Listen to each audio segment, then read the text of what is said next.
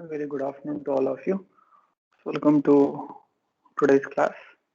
Um, if you remember, we are talking about different types of powerful components of the swings. So swings means powerful GUIs or powerful graphical user interfaces, and the power of swings is present in the different type of components what it is going to provide.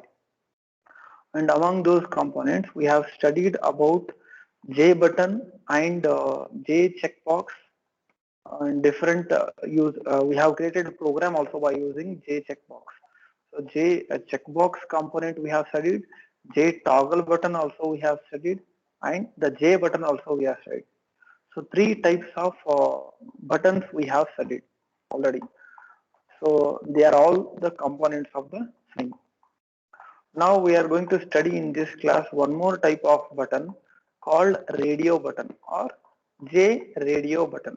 That is the radio button. In case of checkbox, what was happening here is the checkbox was allowing multiple entities to be selected and deselected. So it was allowing that option in case of checkbox. Whereas the radio button allows or permits only one option to be selected out of the given n options. The radio button allows only one option to be selected. So that is what is the feature of the radio button. So radio buttons are basically the collection, or it is a collection of buttons which are mutually exclusive in nature, in the sense among the given set of buttons you are allowed, or we are allowed to select only one button. We are allowed to select only one button out of the given n buttons.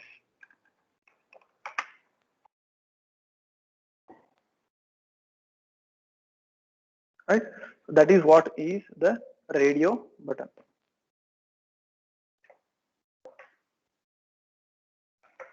One second.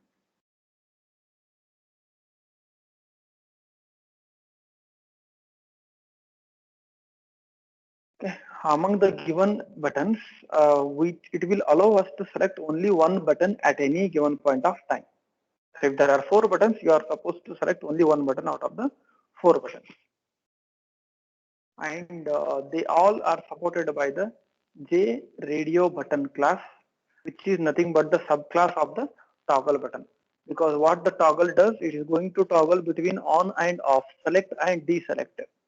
So a subclass is defined for this called J radio button, which is going to allow the user to select only one button out of the given n number of buttons. So it has different constructors, among which the one default constructor here is J radio buttons, which takes one string as the parameter. Here str is the label for the button. That is whatever button you are going to create, that particular label is added to that button.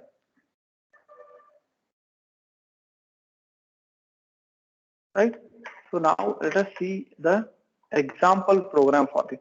So as usual, the action listener for that is same. Whenever the button is pressed or whenever the button is selected, the corresponding action listener will be called, and the action listener has a method called action performed, which will take one action entity as an object, and within that object we can execute the set of methods to know the status of the event which is taking place. So let us see the example program, how the J radio buttons or how the radio buttons can be created by extending the J radio button class. So this program I have copied it here.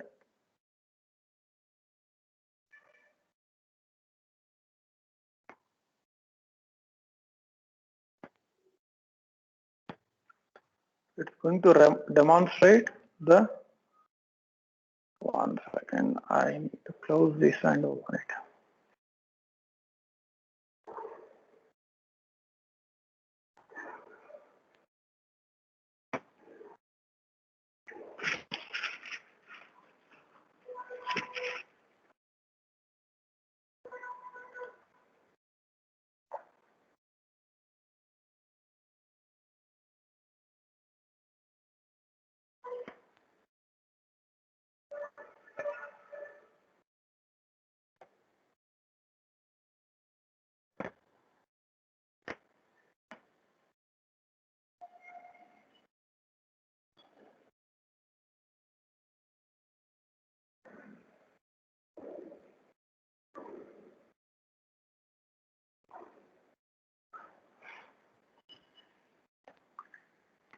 So till it get opens, I'll explain it here itself. Right. So these are the required import statements, and this is the applet code for the J radio button. The code to be executed is J radio button. Okay.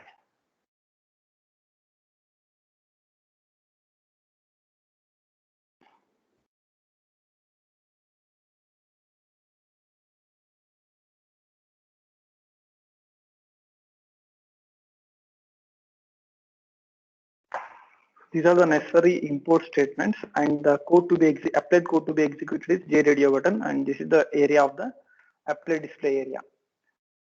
And as well, we are going to create a class called J radio button, which is going to extend the J applet, and it's also implementing the interface called action listener.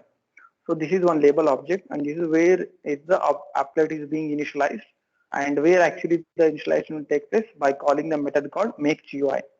Let us go to the definition of the makeGUI function. Here we are by default setting the flow layout as flow layout, and this is where we are creating the radio buttons, and one by one we are adding them to the content pane. So this is the first button which is being created. So if we assume that the content pane looks something like this, right? So here what we are doing here is we are creating one new radio button by passing string A as a parameter, that is label A as a parameter, and that is being stored in a radio button object called B1. And for that button we are adding the action listener. For that B1 object we are adding the action listener, and finally that button B1 is being added to the content pane. Say for example something like this button is being added with the label called A, with the label called A. Similarly, we are creating one more radio button with the label called B, and we are adding that to the content pane.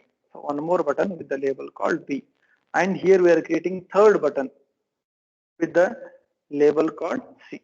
So three buttons. This is what is our content pane. This is what is the content pane. Because whatever you add to the content pane, after the execution, it will come to the foreground. Now we are defining a button group by combining all these three, because we have to define mutual exclusiveness nature for the buttons. Because among the group, we will be allowed to select only one button at a time. So that exclusiveness we have to define. So how that is possible? By creating a group of all the buttons. That means BG is a button group. New button group is being created with the name called BG. Now for that button group, we are adding each and every button individually. That means all the three buttons will become a single entity called BG.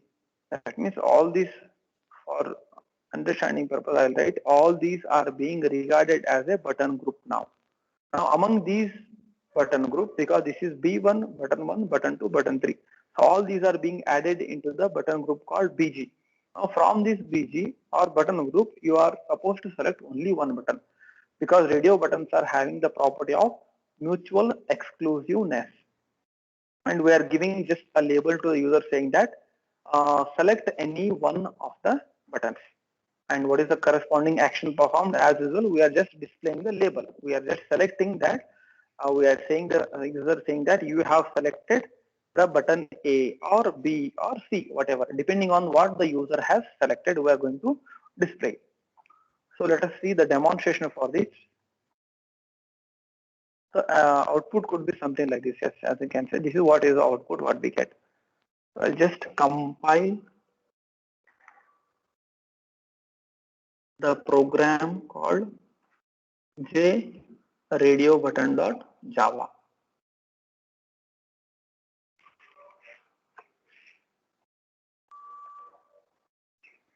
Right, then make use of applet viewer to execute that program. Okay, radio button.java. Right, so as you can see, we have created an applet which consists of three radio buttons with the labels called A, B, and C, and we are giving a message to the user saying that select any one button. So if you select A, it will display a message saying that you have selected A. If you select B, it says that you have selected B. If you select C, you say that it says that you have selected C. If you compare this one with the check boxes, in the check boxes, we were allowed to select multiple options. That was possible in case of check boxes. That is, multiple components can be selected if you make use of the checkbox in this one. If you remember, we were able to select multiple options in the checkbox. Whereas in radio buttons, the property of radio button is that we are allowed to select only one button. We are allowed to select only one button. That means if C is selected, if you select B, automatically C will be deselected. And if you select A, then automatically B will be deselected. So that is what is the mutual exclusiveness property of the radio buttons, as they have been combined into a single group or single button group. And these will allow us to select only one of the options. So that is what is another powerful button or another powerful component of the swing. Now let us see the tabbed pane. So what actually the tabbed pane here is, when in our day-to-day lives we must be using the tabs, especially when you are browsing with the help of your browser. You will be opening different tabs for the purpose. One tab will be serving one purpose and another tab will be using it for some other purpose. So such tab-based graphical user interface can also be created by using the swing components. So what basically the tabbed pane here is, it is going to encapsulate it's going to contain a tabbed pane. So what happens in case of tabbed pane? So we can manage or control a set of components by linking them with the tabs.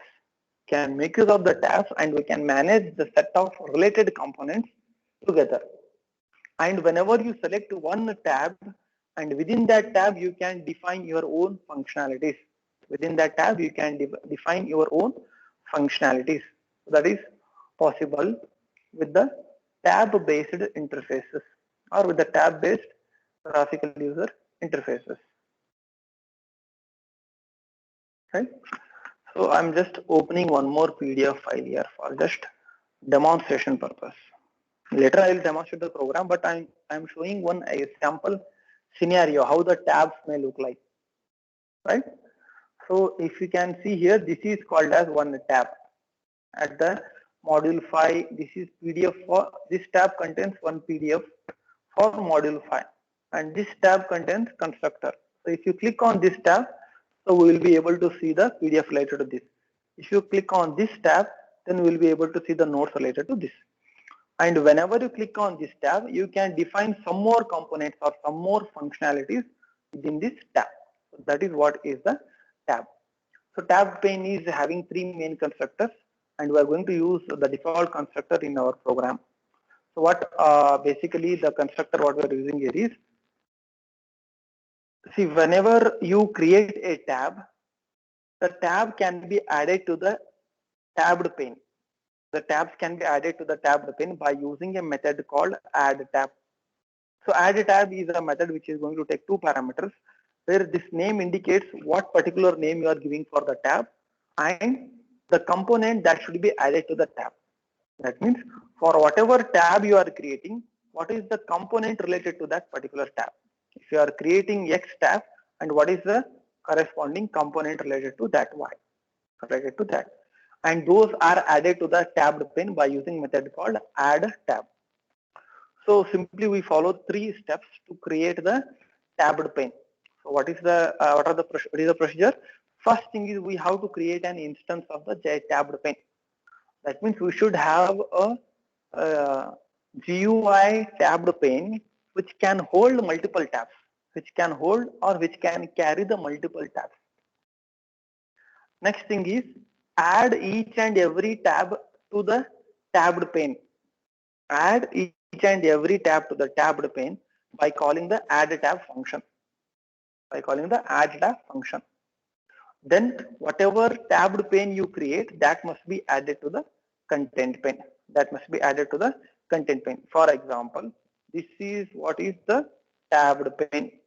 Now, once you create an instance of the tabbed pane, then we create multiple tabs in that one. This is tab number 1 and this is tab number 2, and say for example this is tab number 3. That is step 2. Then once the tabbed pane is created, that tabbed pane must be added to the content pane. That means this is what is our content pane. This will be added to the content pane. So number one, create the tabbed pane. Number two, add the different tabs to that. Then third, add that entire tabbed pane to the content pane. So this is what is content pane of the graphical user interface. So in this example, we are creating 3 tabs. Basically in this example, we are going to create 3 tabs, and where every tab is supporting one type of functionality. So this tabbed pane program is taken it here. I have taken it here. So this is the simple applet code to be executed, and this is what is the JTabbed pane demo class, which is being created by extending the JApplet superclass. The initialization will take place, and we will go to the definition of the make GUI function or create graphical user interface. Now within graphical user interface, what we are trying to do here is, first we are creating the tabbed pane. That means first you should create a tabbed pane. Right? So what is the name of this tabbed pane? This name of this tabbed pane is JTP. We have created on tabbed pane. Then for the tabbed pane, we are creating 3 independent tabs and adding them to the tabbed pane. So what are the independent tabs? So first tab is cities tab, and that is being created by calling the constructor called cities panel. So it will, the control will get transferred to the cities panel here. So this is where it is creating completely details of that cities panel. Basically, what are these 3 tabs are getting created here? What is the first tab? Name of the first tab is cities. Name of the second tab is colors. Name of the third tab is flavors. Right? Now what should happen? What should happen whenever you click on the cities? What should happen whenever you click on the colors? What are the internal details whenever you click on the flavors? So they are defined by calling the corresponding constructors. So cities tab is defined by calling cities panel constructor. Colors tab is defined by calling colors panel constructor. Flavors tab is defined by calling flavors panel constructor. So now first let us call the cities panel constructor.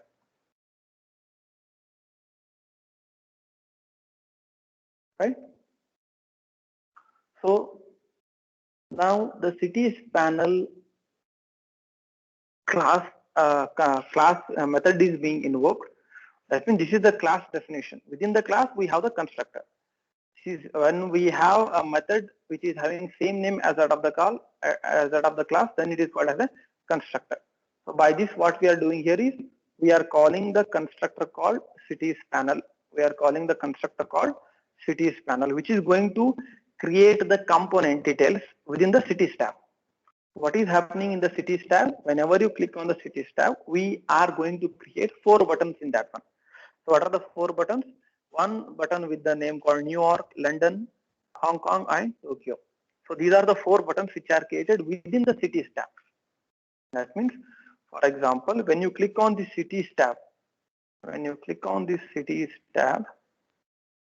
this is internally having the 4 buttons in that one. What are the 4 buttons? First button, number 1, number 2, number 3, and number 4. That means we are defining internal functionalities of the cities tab, and all those 4 buttons are being added to the J button B1. We are creating one J button called B1, and they are being added to the J button.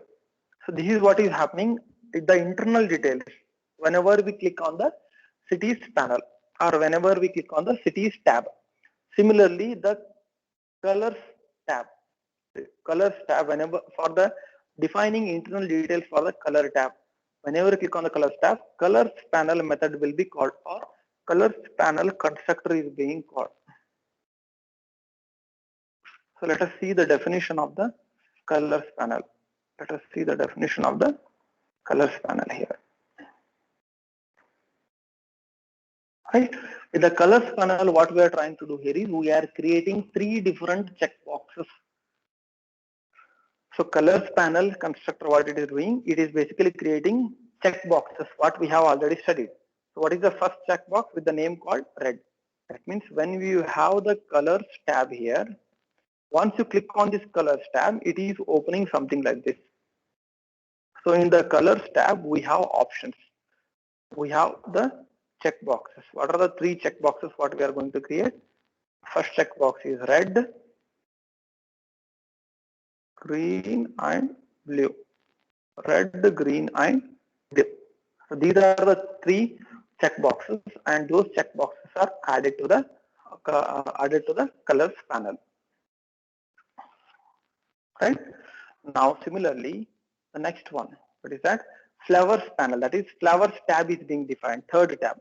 Once you click within the flavors tab, the internal details are defined within the flavors panel method. Now we are calling definition of the flavors panel. So let us see what is happening in the flavors panel. So what it does here is, it is going to create a combo box. So it's going to create a combo box. What it does here is, one menu will be created, and within that drop down menu, I'll just show it here, how the combo box looks like. Yes, this is how it looks like. The third component is the combo box. Then drop down menu will be displayed and will be allowed to select one option among the drop down. And this is how the output looks like. So I'll go back to the program here. So what is the combo box is, it will create one drop down menu, and within that drop down menu, a set of items will be there and will be asked to select one of the options from the drop down. That is, three flavors are being displayed here: vanilla, chocolate and strawberry. And they are being added to the flavors panel, that is JCB. Right? Okay, this is how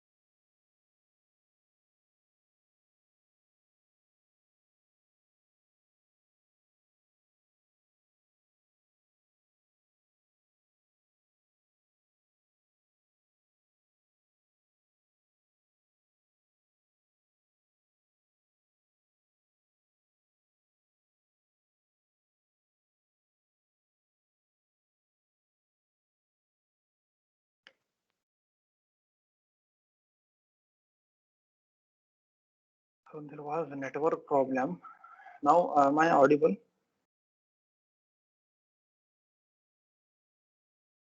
Yes, sir. Okay. There was a network problem, so call got disconnected automatically. Can you see the screen whatever I am sharing? Yes, sir. Okay. Right.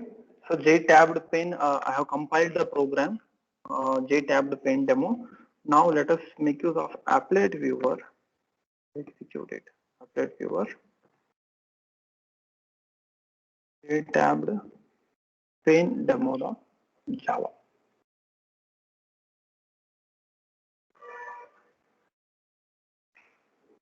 Right. So as you can see, These are the three different tabs.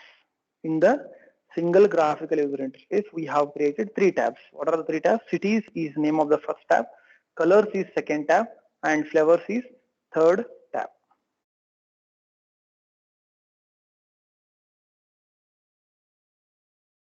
Right? As you can see here. Yes, this is what we are doing. Cities is first tab, colors is second tab, and flavors is third tab. And what should happen whenever you click on those cities? So within these cities, it is having 4 different buttons. That means the cities tab is being defined here. In cities tab, what we are doing, we are creating 4 buttons: New York, London, Hong Kong, and Tokyo. So here, once you click on these buttons, we have not defined any of the functionality. Just we are creating hierarchical graphical user interface here. That is tree-based graphical user interface. Now, similarly, when you click on colors panel, so what you can see here is, I will click on the colors panel. It is going to display the 3 check boxes. That is red, green, and blue. So you can select those check boxes and you can deselect those check boxes. So that is what is the functionality defined within the colors tab. Similarly, when you can go to the another third tab called flavors. So when I click on the flavors tab, so it is going to define a drop down menu. That means it is a combo box. So when you click on the drop down menu, we have the 3 options here: vanilla, chocolate, and strawberry. When I click on that chocolate, it will be selected. Strawberry will be selected, else vanilla will be selected. So basically, we are creating the tab based graphical user interface here by using JTabbed pane. You can select cities, you can select colors, or you can select the flavors. That was the functionality for the tabbed pane. So let us see another strong entity of the Sphinx, that is JScroll pane. So usually we'll be using the scroll bar if the component is not proper, if the component value or if the applet output is not completely visible within the applet display area, then we may go for scroll bar.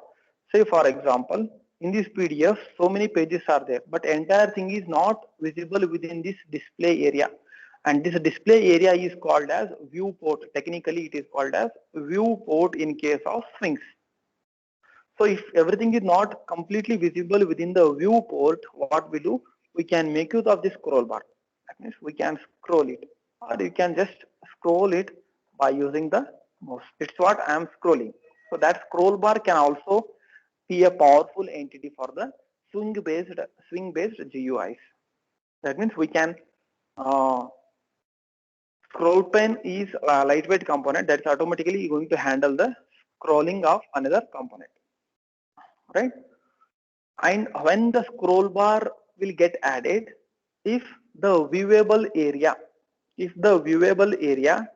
that is, if the viewable area is not supporting the entire content, then you have to add the scroll bar. 2 types of scroll bars what you can add. We can add either horizontal scroll bar or the vertical scroll bar. If the horizontal content is not completely visible within the viewport, then the horizontal scroll bar will be automatically added. If the vertical content is not completely visible within the viewport, then vertical scroll bar will be automatically added. So as I said, the viewable area of scroll pane is called as a viewport. The viewable area of the scroll pane is called the viewport. So viewport is just an window or the place where the component being scrolled is displayed. So whichever component you are trying to display, that will be displayed within the viewport. If it is not completely visible within the viewport, then we can add the scrolling part for that, either horizontal scrolling or vertical scrolling, and that is automatically done by the Swing applet. So as usual, it will take one constructor. It has one constructor called JScrollPane, and this is what is the component to be scrolled. That means whichever component you want to scroll, that will be mentioned within the parameter called component. The simple steps for creating a scroll pane is, first you have to create the component to be scrolled. First step, which component you want to scroll. That means if you have some buttons, as in this example, if you have some buttons, say around 1000 buttons, and all the 1000 buttons cannot be displayed in the applet display area, and those 1000 buttons are nothing but our components. So first create the component which you want to scroll, then get or obtain an instance of the JScrollPane, because that scroll pane will allow us to scroll the component if some component is added to that scroll pane, and that will be added to the content pane. That is, that scroll pane will be added to the content pane. Third step. First step is create the component which you want to scroll. Second step is add that created component to the scroll pane. Then that scroll pane will be added to the content pane. That is what is third step. Now this is the sample program which will explain us how to get the scroll pane, how the scroll pane can help to adjust the display area. So that sample program is being taken here. Yes. So this is what is the sample program. So this is the applet view, applet code to be executed here is JScrollPane demo, and the width of the applet display area is 300 pixels and height of the applet display area is 250 pixels. JScrollPane demo is inheriting the features as well, and this is the applet initialization. We go for invoking the graphical user interface by calling make GUI method, and within the definition of the GUI, what we are trying to do here is we are creating a panel. That means 400 buttons are being created within a panel, and if you can see all the 400 buttons, if the applet display area is something simply like this, 300 into 250, whatever we have defined. If you are creating 400 buttons, you have to fit 400 buttons in this, and all the 400 buttons cannot be or may not be displayed automatically in this display area. So what is the panel here is panel, new panel is being created by calling the constructor or method called jpanel. And as usual, till now we were using flow layout as the default layout. Now the layout is being set to grid layout. That means whatever components are being displayed, they are displayed in the form of a grid. And what is the size of the grid? 220 rows and 20 columns. That means here roughly I'll try to show it. Grid of size 20 rows and 20 columns. That means 1, 2, 3, 4, 5, around 20 rows and 20 columns. It should continue like this. So 20 rows and 20 columns, and where every cell is one button. Every cell is one button. We are creating one blank grid. So specifically, 1 second. Okay. We are creating one blank grid.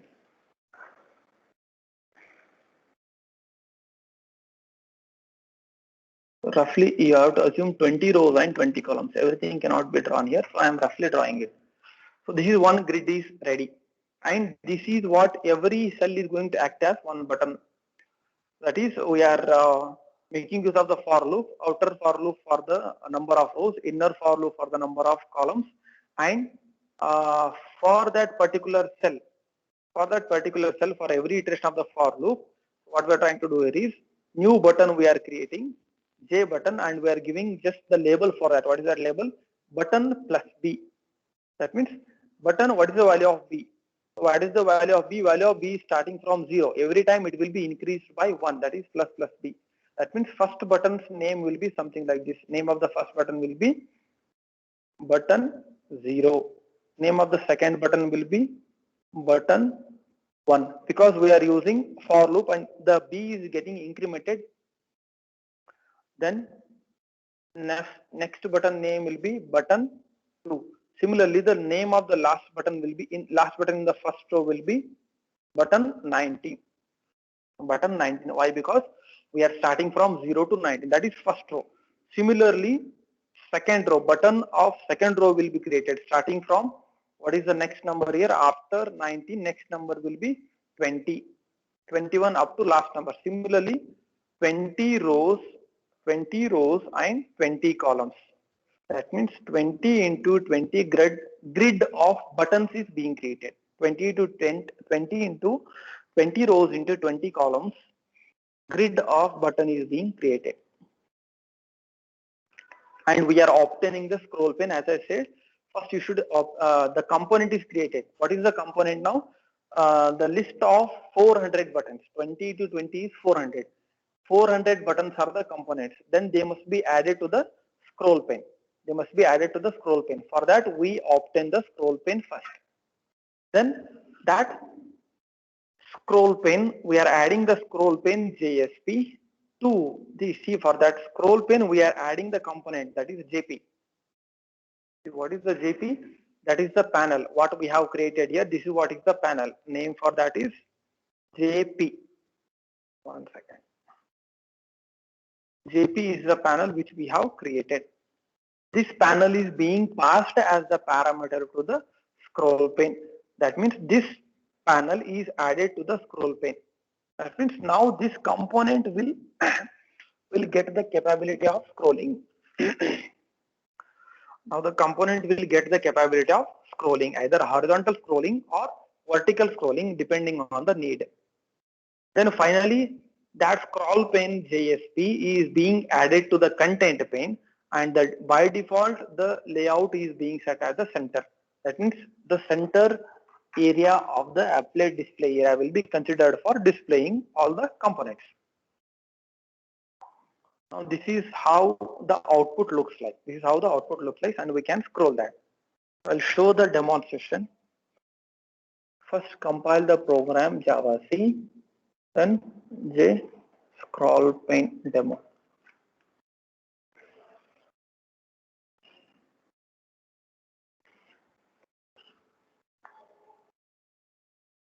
Right?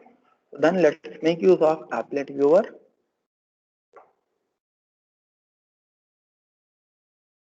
Right? J scroll pane demo.java. Yes. As you can see, this is the initial output what is being displayed.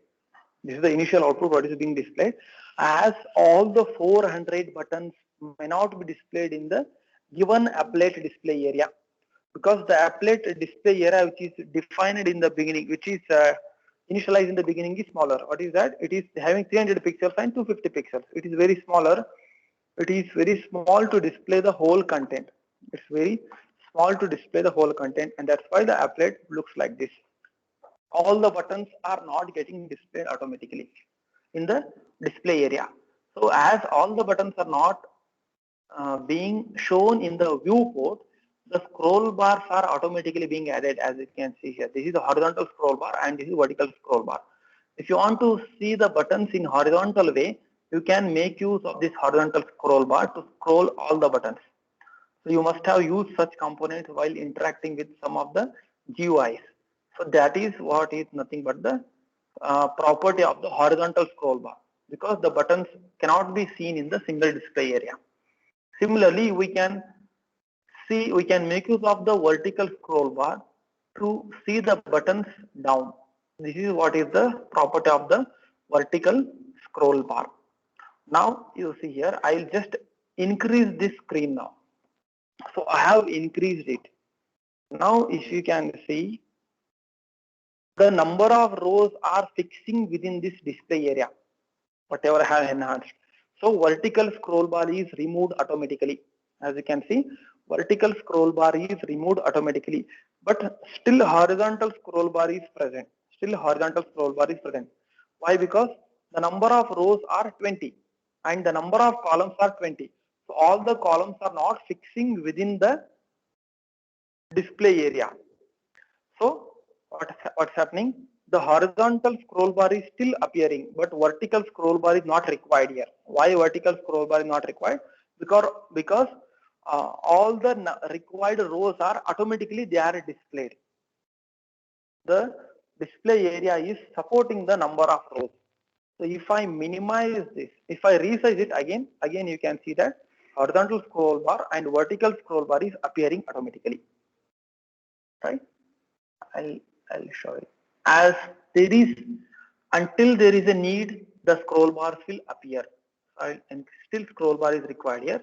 And as you can see, now the vertical scroll bar is disappearing.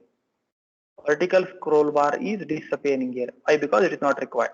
Now, if I reduce its size a little bit, as you can see here, now vertical scroll bar is appearing automatically. So that is the property of the Swings powerful components.